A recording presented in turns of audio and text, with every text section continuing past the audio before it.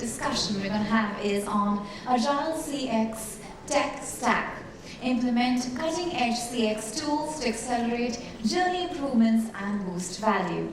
We have here with us, and please help me in welcoming our moderator, Mr. Ankush Gadi, Director, Business Intelligence and Sales Management, Franklin Templeton AM, India. And we have our set of panelists right here who will be sharing some wonderful insights with us. Ms. Awita, Badonia, Director, CSM, Alcatel, Lucent. Mr. Nikhil Chaturvedi, EVP and Global CDO, JSW Group. Mr. Nazif, Tejani, Lead CRM Marketing, Bestseller, India. Ms. Archana Sinha, Customer Experience Lead, Reliance Jio Infocom Limited. Mr. Subhojit Nayek, Head Digital and Analytics, Piramal Pharma Solutions. Mr. Ashish Kumar Bajpai, Vice President, Product, Loyalty and Retention, OYO Rooms.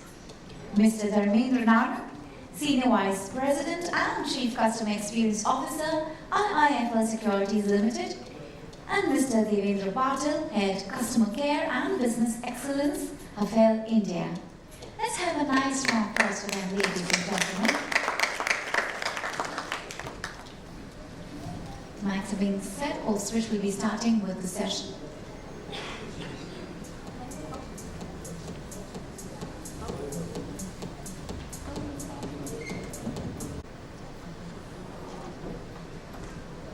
Just 30 seconds more before you all get wired up.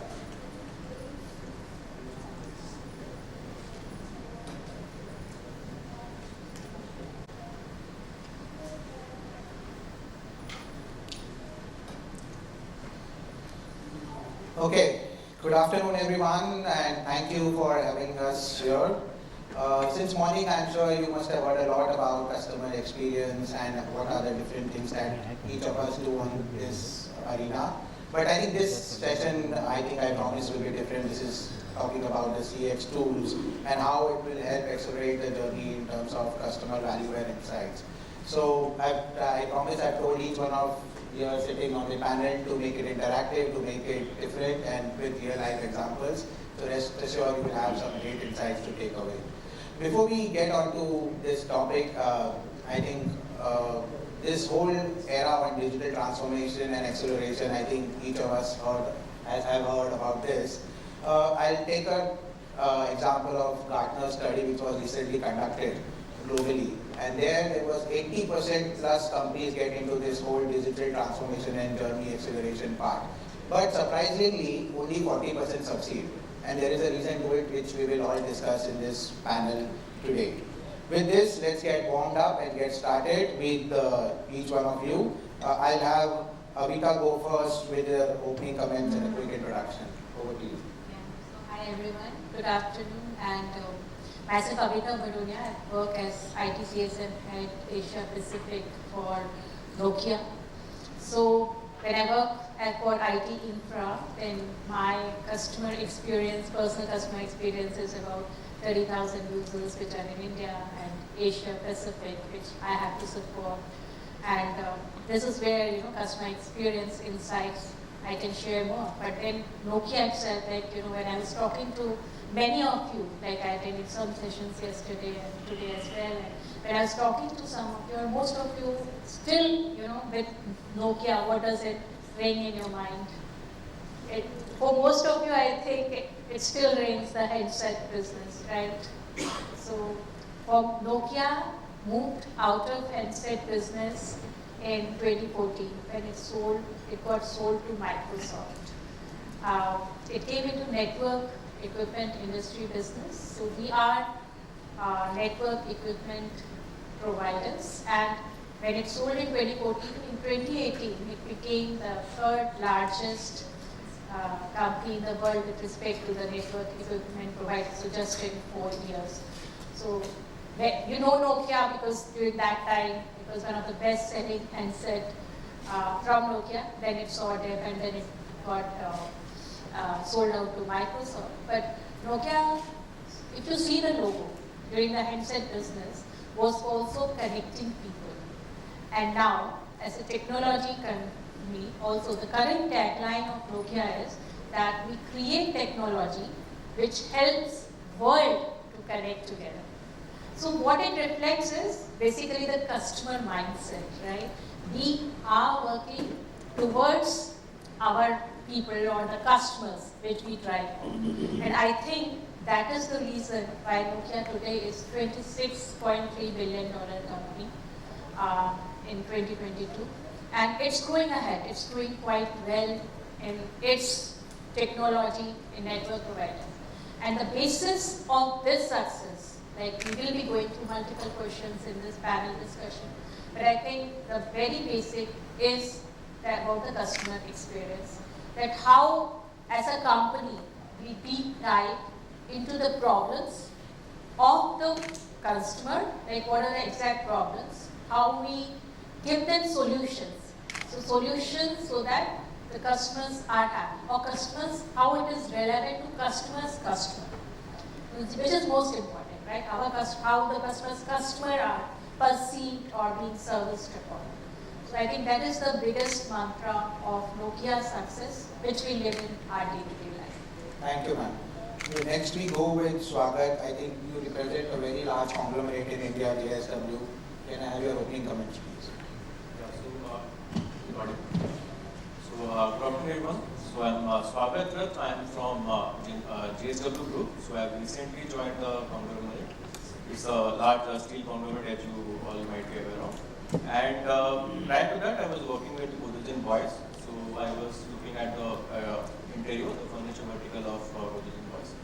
So, to speak of with the agenda of this today's discussion about customer experience. So, who is our customer actually? Do we know our customer? So, let's, how do we identify the customer? That is the main crux of the matter. And how do we kind of, if you identify the customer, do we know the exact customer journey?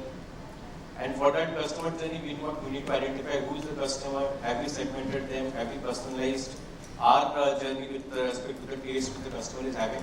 So those all agenda, those all pointers has to be taken into account when you try to map a customer's journey. And that is what we are here to discuss. Yeah, so... Thanks, Swagath. Thanks for that opening comments.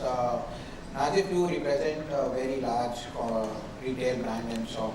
So let's have some opening comments. Hi, good afternoon everyone. I'm Nazif, Tejani. I lead CRM marketing and customer analytics at Bestseller India.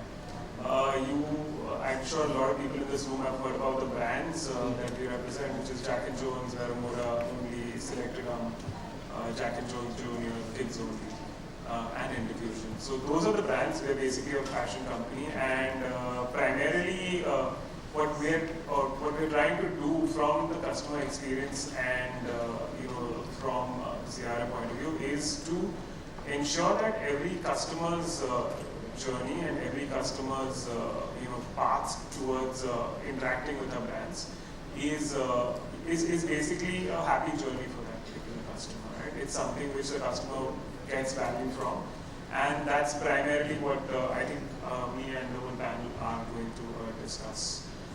There are multiple ways to do that. Some of the things which primarily we focus on are personalization.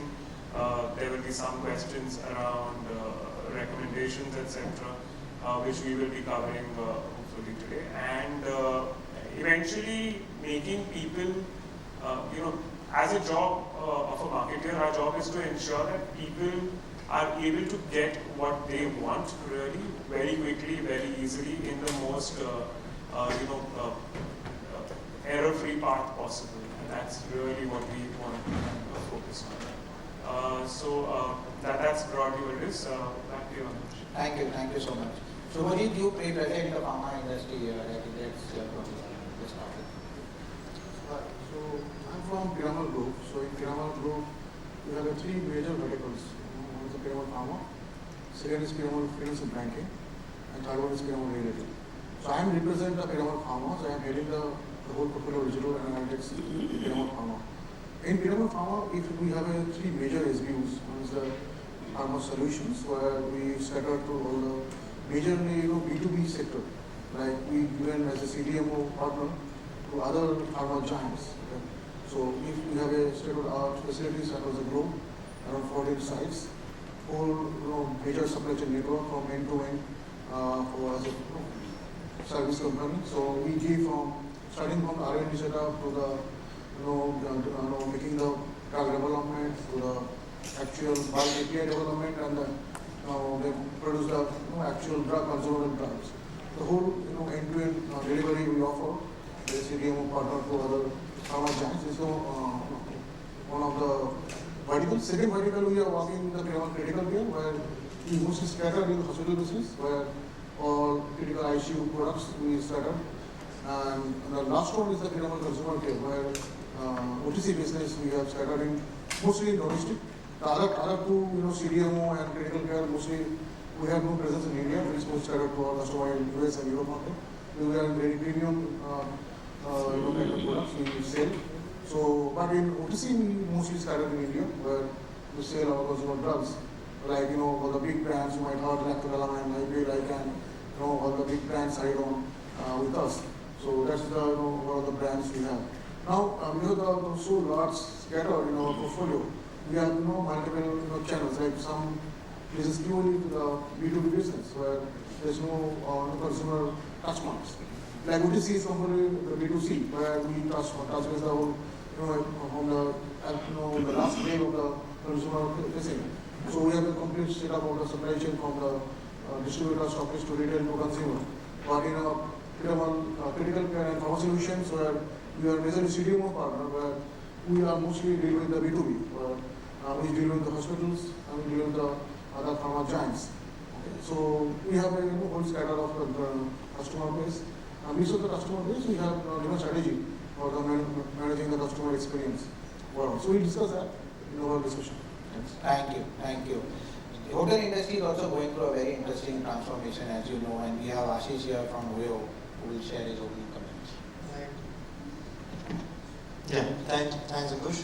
So I am Ashish Bajpai. I look after global product and technology solutions for increasing loyalty and retention of our customers and patron experience.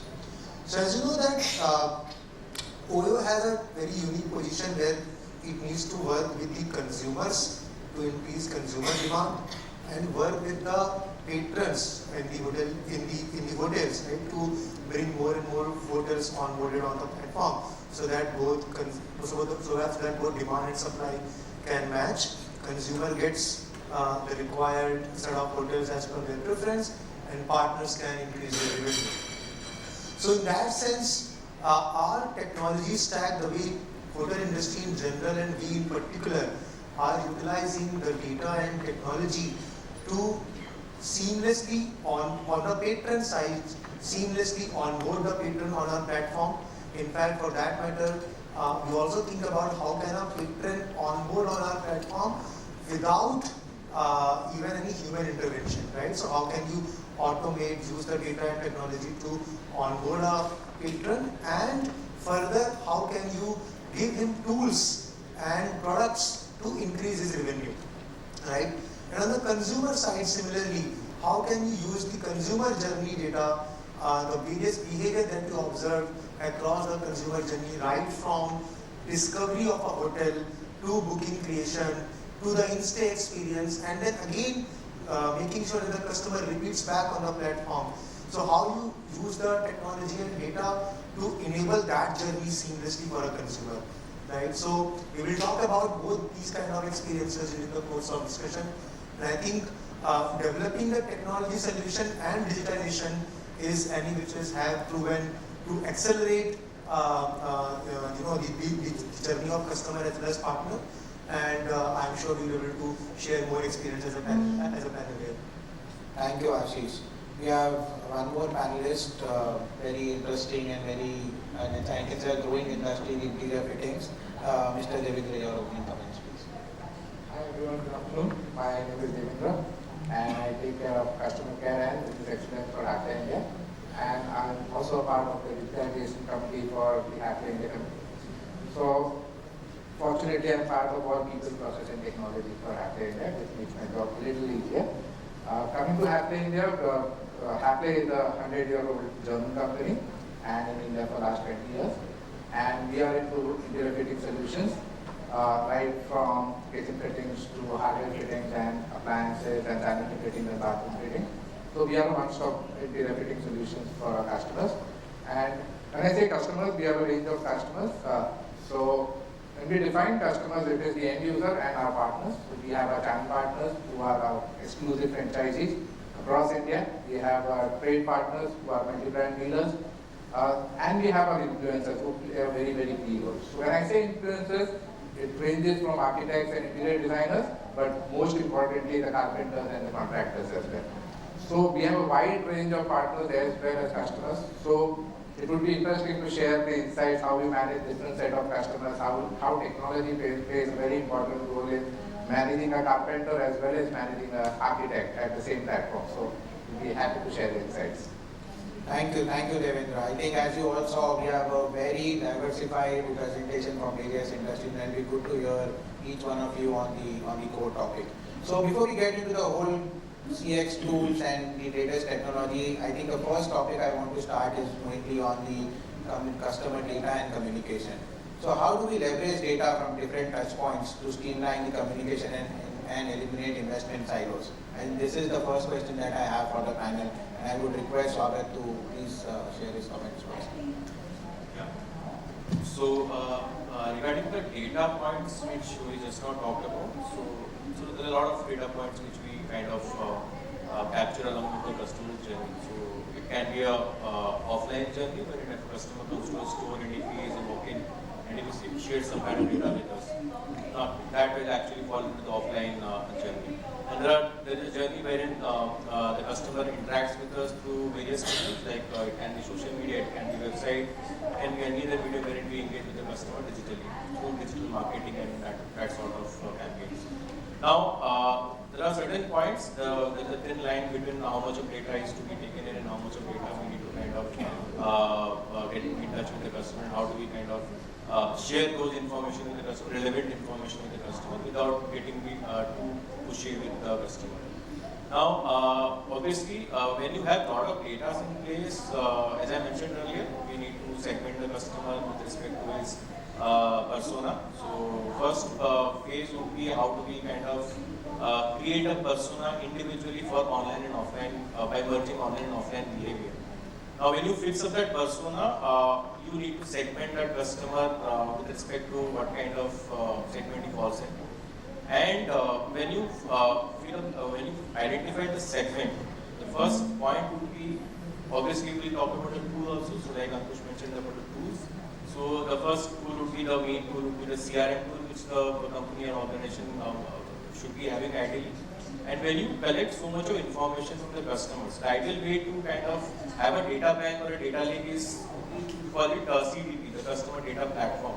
So ideally the CDP has to be in place, otherwise the data has no meaning. So we have to mine the data with respect to all the customer personas which we have set. And then we'll have to engage with a lot of customer experience tools are there, marketing automation tools are there, which can be used, which can be utilized actually to getting in touch with the customer. Now this has to be done in a very, a lot of A/B testing has to be done. So like you need to do a lot of variable testing with the customer data through some agencies or internally also.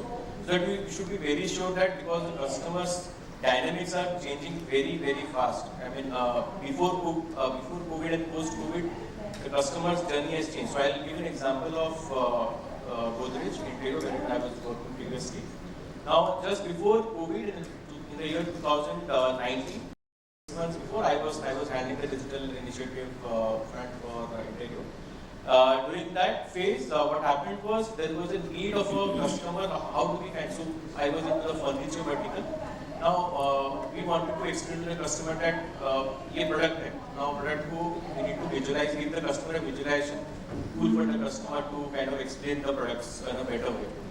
Now that was envisaged that the customer will be going through a journey in a different way because the customer might come to a store and we might not be having all the furnitures in place in the store then and there. So there is a limitation to the display size. Now what we did was there was a product called Room Planner, a 3D Room Planner. Now that Room Planner had all the library of all the products which we had. And what we did was we curated a space for the customer digitally. So we used to engage with the customer, ask the customer that what is your room dimension. So we used to ask the layout of the customer. Customer was sharing that data with us, and we had one very customized platform which we created with one of the help of one of our startup, and that actually was just before COVID when we launched in February 2020. Just before COVID, we had kind of given that demo to our store team, and they were already kind of aware of what is that product is. Now what happened was, March 2020, everybody is aware of the COVID thing happened, and everything went for a toss. So the stores got closed down, and obviously we couldn't interact with the customers. Now there was this new term called virtual selling, which was introduced, which was kind of gone into action with our team. So we engaged with the customers through a lot of, even WhatsApp marketing or WhatsApp business, even that was a very nascent stage, nobody was aware, even we didn't have that kind of technology or that kind of integration. Now what we did was, so virtual selling was kind of, we engaged with our store team, we explained that this is the way to go for, this is the future for next 6-7 months, we don't know how much time with the COVID thing will be there. So during that phase, the virtual selling, this tool which was kind of envisaged, created without thinking of COVID or any of that sort, any other pandemic of that sort, we could actually get the sale which was we couldn't have got with the stores getting closed down. Now almost 15-20 crores of sales which we could have lost, that was given through this tool. Now there are a lot of things which has to be understood from the customer. I just gave an example of this product. This software tool, there can be a lot of variables, a lot of insights coming in from various customers. But the main point is how do we understand the customer psyche, how do we understand the customer demographic from demographic. It can change with demographics also. So this tool didn't work in certain areas also. There might be some regions. So to identify that reason, the CDP is the go-to solution. The CDP has to be there in place. And obviously a lot of analytical tools are there, a lot of predicting, even going forward. We've got AI, ML and other tools which can be leveraged upon and we can get those kind of insights coming from those data variables, provided it is in place. Yeah. Very interesting comment, Swagath. I think I love the way you laid the importance of preparing the whole data before we getting into the tools part. I think that's very interesting to hear. I'll have Ashish go next with this response. So, if you think, as a consumer browses through your app, like if we talk about Oyo specifically, right? As a consumer browses through the app, has an instant experience, and has given you a lot of reviews as well, right? Similarly, on the property side, you know that hundreds of customers have stayed over there. The kind of experience this property has provided to those consumers, and they have received so many reviews.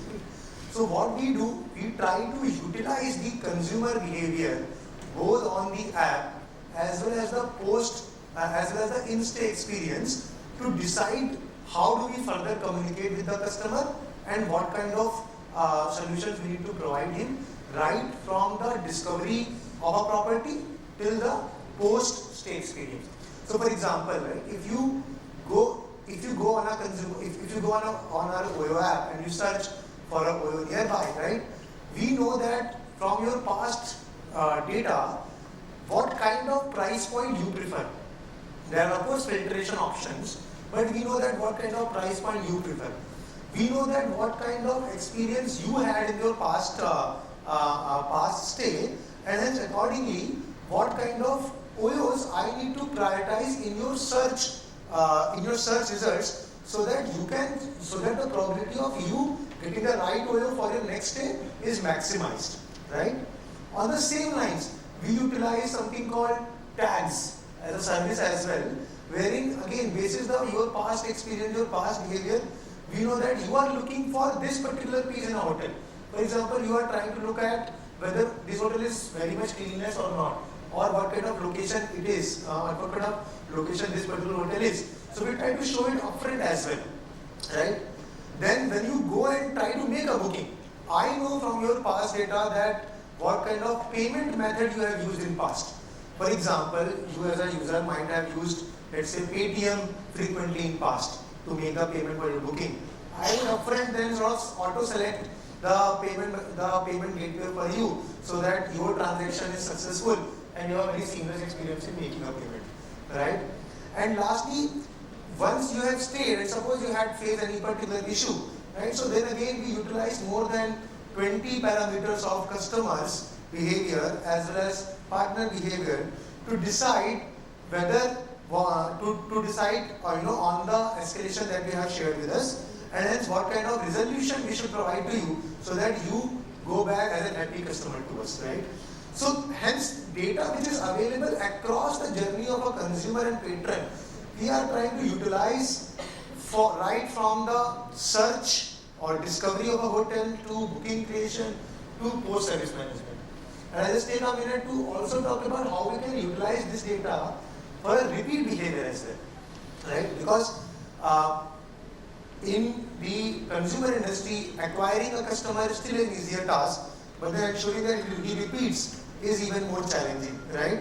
So then what we do, basis the consumer data available in the past, our loyalty product, which is Wizard, utilizes that data to nudge customer, to utilize a CRM tool and nudge customers at the right time that I know that this particular customer has a high probability of making a booking after 7 days or 10 days. So I will promptly try to nudge him at that point of time, right? With the right sort of hotel suggestions as well. So that our ability to make the customer repeat also increases, right? So that is how we can leverage the various technology as well as the data available on consumer side to increase experience as well as repeat of a customer. Excellent point, Ashish. I think very well explained with real life examples. Good to hear. Nazif, you also have a lot of customer data coming in your way. How do you respond to that? So I think one of the most important things, and some of the panelists have spoken about this, but it's you need to spend a certain amount of time. I mean, it could be as high as 10 to 20% prepping data, right? One of the things that we do is every quarter, right, there are 3 variables which we decide that we're going to add, or 3 attributes we're going to add fresh from whatever data sets that we already hold. So I may have data which is, which has been culled over the years and which has been stored over the years in my CDP. But I'm always looking to add new attributes to that same data set, right? There could be a specific analytics which could be done. What this helps in is, I mean, we speak about enriching data from external sources, etc. You already hold data which you can use to enrich your own data and make it very, very user-friendly and usable, right? So that's something which we always do, which is we add in more attributes as they go along. And some of these things are transformative, right? For instance, there's a particular attribute around discounting discounting which we developed, which was very, very useful in terms of targeting a specific customer set during the season. There was another data set where, for instance, if a customer makes a purchase which is lower value in, let's say, her first transaction, through a predictive model, we possibly look at, can this person be a high value shopper in the future? That again can come in through a predictive model, and that's again a data point which we develop, calculate, and then store. And as you churn more and more of your data, you will get more insights. The point is to have it more permanent in the business. So spend time in that. I think as a marketer, that's something that I've realized is that you can and you will have new data points which you can develop, and you should absolutely do that. The other thing is about recommendations, and a lot of brands, including us, do personalized recommendations. Once you do that, I think another data point which we always want to capture is the recommendation actually working for the customer? And we may, for instance, have, let's say, 10 recommendations, which or 10 kinds of models running, right? But for a particular customer set, one particular model may work, one may not work, right? We may be really absolutely right, or we may be really absolutely wrong on that. Getting that feedback from the customer is most important, and people are happy to share that. And then you bring it back into your CDP, and then you can kind of use it to churn your data even better going forward. Besides this, you also have use cases for churning customers away with cross-selling and upselling. All of those data points are there, which are basic. But beyond that, what else can you kind of look at from your own data becomes very, very important. And what's really important is to look at all those silos where you are generating data separately. Your customer care, this thing, your call center information system, your email complaint system, if that's separate. You may have a WhatsApp marketing channel, people will respond on that. That data then needs to come in and flow. You will have information around customers, clicking on your marketing campaigns or opening your marketing campaigns. All of these data points need to come in and sit together along with the customer feedback, along with the call center information. All of those need to come in together. And all of these can then become attributes and variables which you can then use to predict future customer behavior, predict churn, and use it to leverage it to drive more revenue back for your CRM group. Thank you for that. Now I think just a quick bite on what Google just came up with. I think the amount of data that got generated in the last 2 years was equal to the amount of data that got generated on the web the past 30 years. You can imagine, and this is you and me creating data on the web, which is your Google search, social media, Facebook, Insta, your YouTube, etc. So I think not only, every company is now grappling with managing data and its issues, and it's become a very, very important topic of discussion. I think with this, let's get into the core topic of the session, which is on CX tech and CX automation. I'll have Awita answer this first question, which is, how does CX tech stack to enrich your customer journey and drive profitability happen in your industry, in your company? Please share your thoughts. Yeah, so I think it is very relevant with respect to my company or any other industry. We have various panelists over here from various industries. But in our case, if you really see, for example, communication service providers are where we provide our services to. And if you look from the customer perspective, then for them it is one person, maybe Airtel or whosoever is providing the services. We are just giving an example. But it would be a service for fixed line or broadband line or your mobile. For the customer, it's one operator who is providing the services. But at the back end, if you really see, the technologies which are used are widely different. They are not interrelated with each other. But the experience which the customer is having of that one day that I am taking the services from this particular operator, or I am the customer of this particular vendor, right? So it is very important to build our CX tech stack in a way that we are able to break these silos. So when we have to create the analytics, so as our company also provides the analytics or create the analytics in a way that these silos get broken and we provide the glued information of the consumer behavior to our service provider. So this is the main thing which we try to do. And building a tech stack, there are few things which are very important. Like you have to understand the consumer behavior, which is the first step in any building a tech stack. So you can do this through any analytic tools. There are various analytic tools available. It could be Google Analytics, Adobe Analytics, or anything you can build upon. And then, like we get the survey done for our customers. It is very regular. These are customer engagement surveys, and we get it done through third party. I know there are some companies who also help you to do this work yourself, or you can build your questionnaire, but we rely on the third party being, that effort. They are more professional or more structured in that approach. And then that survey is, the results from that survey is embedded into the tool. It could be, Salesforce tool or anyone. And when you collect this, when you understand the user behavior, you have to see that why that user behavior. So this is through how you collect the data through customer survey and embed it into the tool. And then you make these insights convertible into actions. So you know what actions to take because of that particular consumer behavior. And once those actions are devised, you have to test, right? You have to test that. If you test this, will it work or will it not work? And then accordingly, you have to reinvent the wheel or plug in your analytics into the total solution. So this is how the customer insight is worked upon. We have very strong analytics tool which we build along with Salesforce and provide the solution. So from the automation perspective, we try to work, we look empathetically into our service providers, and we have tried to provide the KPIs which are entirely automated. Like it could be the various, I'm just giving you some example, like automated SLA monitoring, automated VIP monitoring, or even we try to judge like, how many complaints, network related complaints are getting reduced, or how much the customer is getting engaged by our agent, or how many calls are getting reduced. So these are automated KPIs.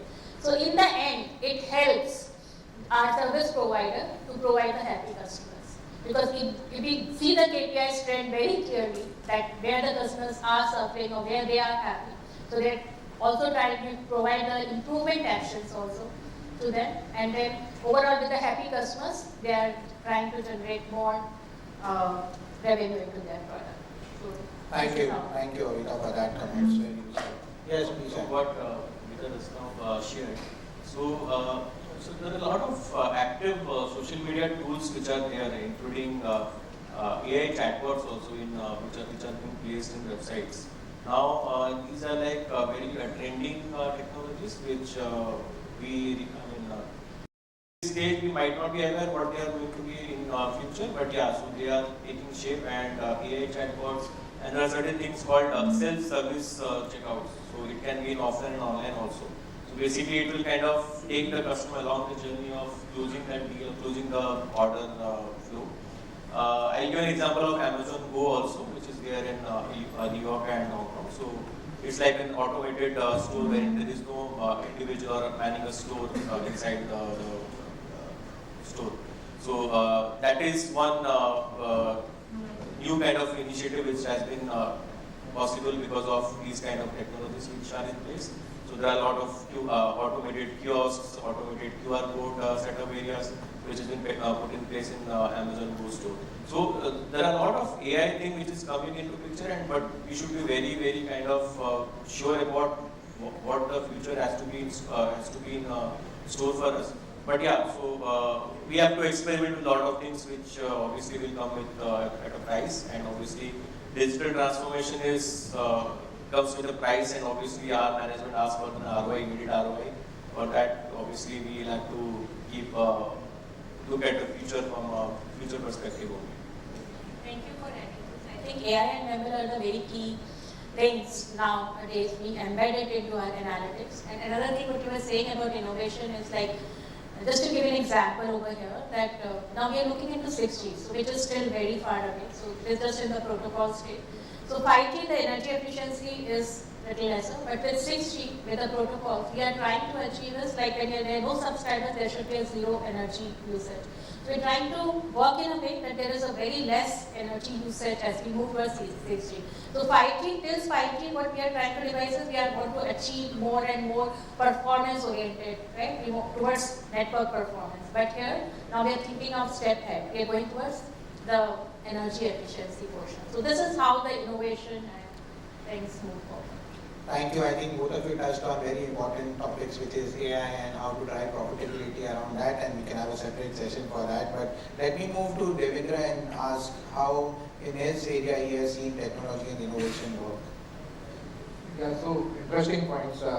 For us, the pandemic was very challenging, so it was for everyone. But for us, it was interesting because everyone was at home and everybody wanted a washing machine or a dishwasher, and everybody was trying to take their interior fittings, right? And everyone wanted some support, but no one allowed us to come to their home, right? They all wanted support. So that is where we introduced the video calling support for our customers. And it was a very interesting thing. So initially, we had to explain the customer, give demos on appliances, which is a very easy thing. But to fix the door and fix the handle was very challenging. So we had to literally guide the customer on using the tools, fix their doors, fix their drawers, an interesting study. And coming to the technology part, we always speak about people, process and technology, but we have to be very, very careful. It is not the other way around, not technology, process and people. Like I said, in our case, our service team is all carpenters, plumbers, electricians, so we have to be very careful on whatever we build. it is used by a carpenter, it is used by engineers, it is used by electricians. Because when they go to the site, they are interacting with carpenters, plumbers. And then the other side, we have also the architects and the interior designers. So we have to have a blend of AI and human touch.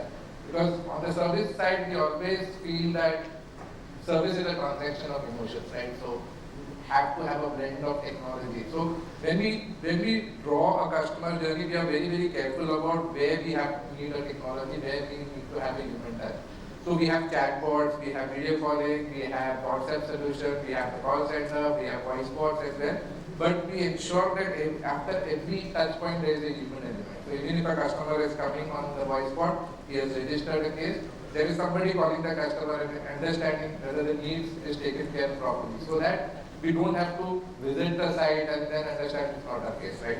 So at every stage we ensure that the human element is not missing, and that is very, very important. Great, thank you. Last 5 minutes, I'm going to just leave the floor open and with my questions on some of the new age technology and new age items on predictive AI and metaverse. Anybody who has come across these terms, these use cases, or have implemented in their company, happy to hear from you. I think we've spoken about predictive recommendations and predictive modeling. And one of the good things which has happened recently is ChatGPT and all these LLMs which have come up with. It's very interesting because today consumers are seeing this, they are happy to use it, right? And then eventually when as a brand we've been doing a recommendation, a personalized recommendation for customers for a while now. And we see a lift in responses because people are now already seeing it. Now they understand what, that this is being churned through machine learning and AI. So that's a really good thing which is coming up. Again, these are, what usually happens in the tech cycle is technology is adopted by technologists and marketers, and eventually it reaches the customer. And then it becomes an everyday thing, right, to use. And that's exactly what is going to happen through machine learning or to machine learning and to AI. That's literally how the trend goes. So people today are happy to use, chatbots. There's a chatbot which we have, which, the simplest query for, let's say, an e-commerce order is, where is my order, right? And people will call up a contact center for that. A lot of people now don't want to call up the contact center, and they're just happy to interact with the chatbot and get that particular status in a matter of 20 seconds. That's literally the only information that they want. It helps in reducing your costs, but more importantly, it solves for what the customer was calling you up for in the first place, right? So the more tech that you adopt and utilize to solve these really small pain points, I think it's important to identify what these small pain points are and just solve for each one of them one at a time. Once you do that, what happens is that the customer is very happy to kind of get what he or she was there for. You are expending lesser manpower costs on that, and tech is solving the problem in a very beautiful way, right? All you need to do is invest your time and energy to build that entire stack of technology at the back end, integrate all those data points, and that can be absolutely solved. Likewise for predictive this thing. Once you build it, right, it's available for each and every one of your customers. You may start saying, I want to do this for my top, let's say, 5% of customers, but you can eventually service even the bottom 20% of your customers using the same technology, and it will keep improving on its own. Yeah. Let me give you a good example of what we have done in Piramal. During the COVID times, okay, so in our industry, okay, my customer has to come to factory to audit or check the facilities, how the performance of the facilities on the pharma industry, we have to visit all the regulations to check. So at the COVID times, when the travel has been banned, nobody can come across any other solution. So we have seen that we can solve business. Okay. So quickly, we as an Agile methodology, we made complete all 16 sites, full factories into a virtual reality tool. So what happens? So now my all customers now visit without reaching to my factory. They can check my facilities through virtual reality tool, which is in every form factor. So they can through the browser mode, and now they can use a Oculus device. So so they can check my all facilities, and there's also annotation. There's a query mechanisms. They can ask query in the virtual tool. So all kind of facilities are there. This is the all the lead queries. Second thing is that another part when customer onboarding. In Pharma, another big thing is that customer audit.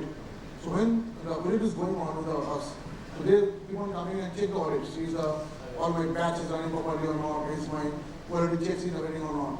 So what I've done during the COVID time, we introduced a augmented camera, which is runs on voice commands, and it's very secure channel.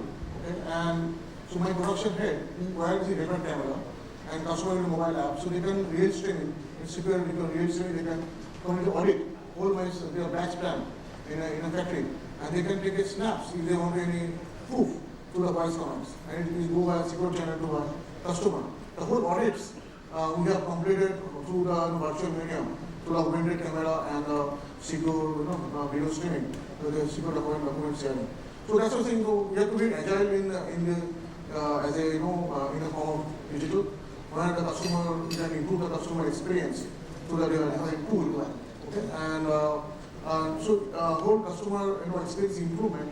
Now customer the whole traveling cost has been reduced, so they don't travel sites. The OPEX cost has been reduced by their side. So this is one of the good example you can take on and say how to use the immersive technology in your making your customer experience improvement. Thanks, Subhojit. I have my one eye on the clock, so I'll have Ashish give his final comments last 2 minutes. Ashish. Yeah, so I think our panelists already talked about chatbot and how it is helping various use cases. But I just wanted to add upon on that, right? So chat is one way which various consumers interact, but voice, especially in countries like India, in developing countries, voice is another big platform through which consumers reach out and talk, right? And there, if you think about it, use of predictive analytics and predictive AI is massive. With the help of speech to text, right, there could be potentially many use cases in which a back-end AI engine, processing the whole speech information, the voice information, converts that into text, able to understand where this conversation is going ahead. Whether consumer is about to land into a conversion or not, whether he is getting unhappy about the resolution which has been provided, and basis the real-time analytics, the new suggestions or new ideas can be thrown to the customer service agent or to the sales representative to increase the conversion or improve the customer happiness. So I think that's one very key interesting trend which I am seeing that will emerge very soon and help take the customer service to a next level with the help of predictive AI. Thank you so much. I think one common thing that came out is, which I've been struggling all throughout my career, was how to make sure that the investment in CX tools are tangible. I think after listening to each one of you, I think I am convinced that the value of these can now easily be communicated within the organization, and these can be quantified. They have business value. With this, thank you so much for all your insights. I learned a lot. Thank you so much. Thank you so much. And it was such a wonderful panel discussion. I request the moderator to present the token of appreciation to our panelists, please.